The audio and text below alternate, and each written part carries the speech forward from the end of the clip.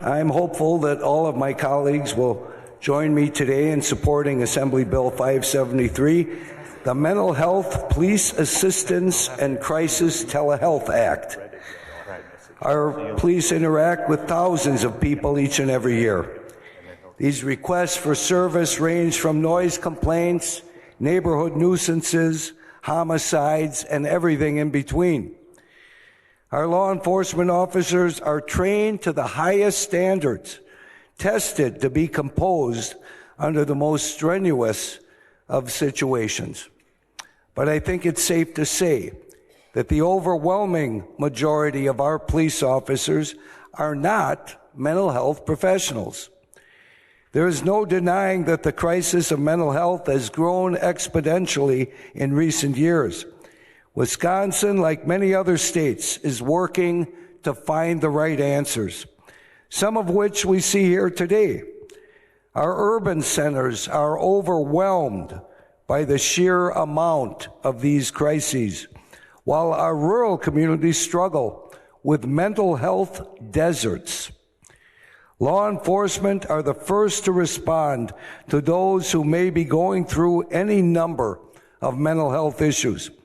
They may be going through an episode, and law enforcement may be forced to detain them or even arrest them for their own safety and the safety of the public. However, this can often create additional anxiety, outbursts, and lead to far worse outcomes. For an officer, they are using the tools in front of them to control the situation. What if we gave officers another tool? What if we gave them another technique that could save them time while saving someone a trip to the county jail? This bill seeks to do just that. Currently, our officers will transport those who have been involuntarily committed to institutions using hours upon hours, Mr. Speaker, of manpower that could be used patrolling our streets. The goal of this legislation is to utilize our law enforcement in conjunction with a 24/7 virtual telehealth service to de-escalate and minimize the amount of involuntary commitments on those in crisis.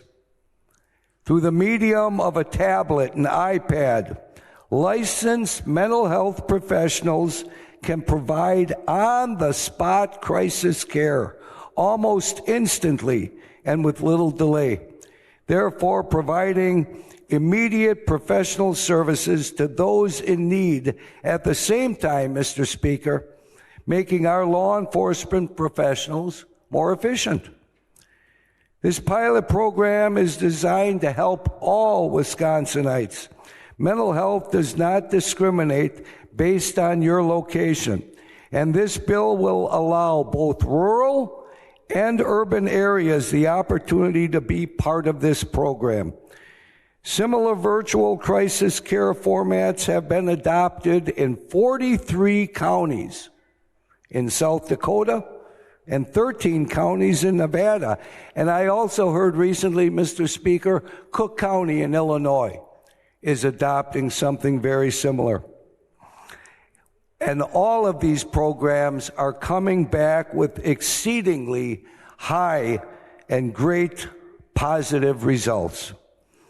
A 2023 study conducted by the University of Iowa found that deploying virtual crisis care during a mental health crisis resulted in the patient remaining in place 8 out of 10 times, and you simply can't argue with success. Ultimately, this bill is the next step in a broader push to expand mental health services across our state.